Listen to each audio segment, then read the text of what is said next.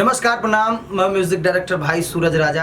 आप सभी तमाम भोजपुरी दर्शक को हाथ जोड़ के प्रणाम।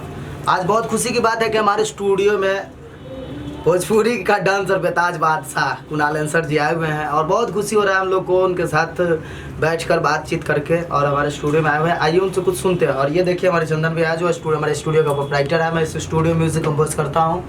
मैं कुछ सुनते हैं हम अपने पावर स्टार से। नमस्कार, प्रणाम आप सबके दोस्त, आप सबके भाई। हम कुणाल अंसर तमाम भोजपुरिया श्रोतागण के गोर छुके गोर लागत नहीं।